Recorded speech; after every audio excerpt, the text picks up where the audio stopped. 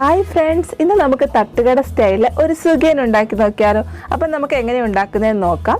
ഞാനിവിടെ 1 കപ്പ് ചെറുപയർ എടുത്തിട്ടുണ്ട്. അതൊന്ന് കുതിർക്കാൻ വെച്ചിട്ടുണ്ട്. ഒരു 10 മിനിറ്റ് നമുക്കൊന്ന് കുതിർത്ത് വെച്ചേക്കാം.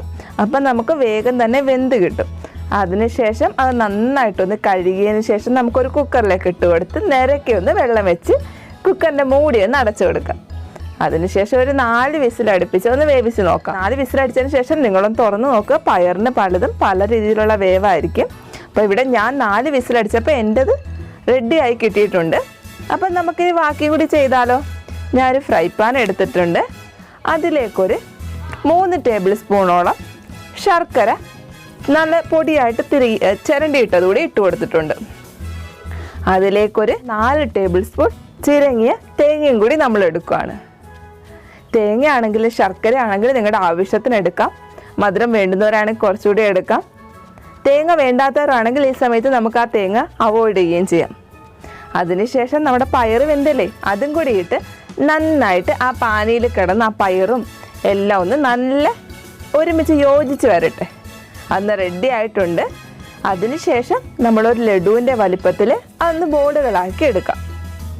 ഒരു കാര്യം പ്രത്യേകം പറയാനുള്ളത്, നമ്മുടെ കൈ വെച്ച് പിടിക്കാൻ പറ്റുന്ന ചൂട് സമയത്ത് ഇത് ചെയ്യാവുള്ളൂ, അല്ലെങ്കിൽ നമ്മുടെ കൈ പൊള്ളിപ്പോകും കേട്ടോ.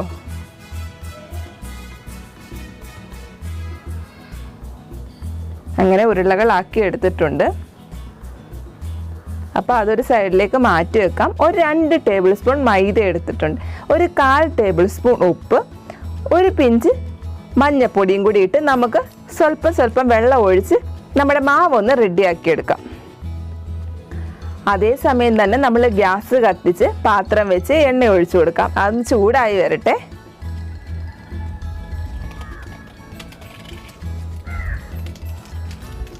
നന്നായിട്ടൊന്ന് ചൂടായി വരട്ടെ. അത് ചൂടായി വന്നതിന് ശേഷമേ നമ്മൾ മാവിൽ ഓരോ ഉരുള മുക്കി എണ്ണയിലേക്ക് ഇട്ട് കൊടുക്കാവുള്ളൂ. ചൂടായോ എന്ന് അറിയാൻ വേണ്ടിയിട്ട് നമ്മൾ ഒരു തുള്ളി മാവെടുത്ത് എണ്ണയിലേക്ക് ഒഴിച്ചു നോക്കുമ്പം അതിങ്ങനെ പൊങ്ങി വരില്ലേ, ആ ഒരു രീതി കാണുമ്പോൾ നമുക്കറിയാൻ പറ്റും. ഞാൻ അത് ചെയ്തതുപോലെ ചെയ്ത് നോക്കിയാൽ മതി. എണ്ണ നന്നായി റെഡി ആയിട്ടുണ്ട്. അപ്പം നമുക്ക് ഓരോ ഉരുളകളും മുക്കി അതിലേക്ക് ഇട്ട് കൊടുക്കാം.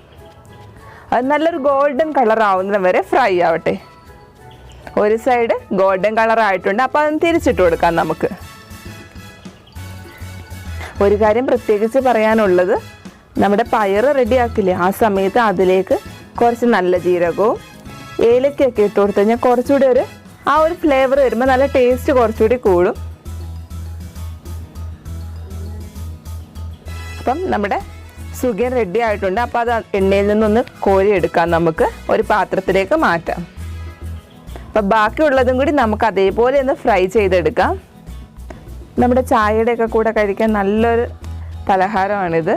കുഞ്ഞുങ്ങൾക്കൊക്കെ ഒരുപാട് ഇഷ്ടപ്പെടും. മധുരമൊക്കെ ഉണ്ടായതുകൊണ്ട് നല്ലൊരു ഹെൽത്തി റെസിപ്പിയാണ്.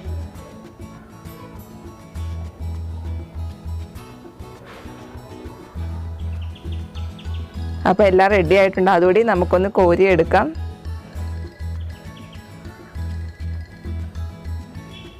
അപ്പം നമുക്കതൊരു സർവിങ് പ്ലേറ്റിലേക്ക് മാറ്റാം. നിങ്ങളൊരു പ്രാവശ്യമെങ്കിലും ഇതേപോലെ ഒന്ന് ട്രൈ ചെയ്ത് നോക്കണം. അതിനുശേഷം ഫീഡ്ബാക്ക് പറയാൻ മറക്കരുത്. Bye, see U.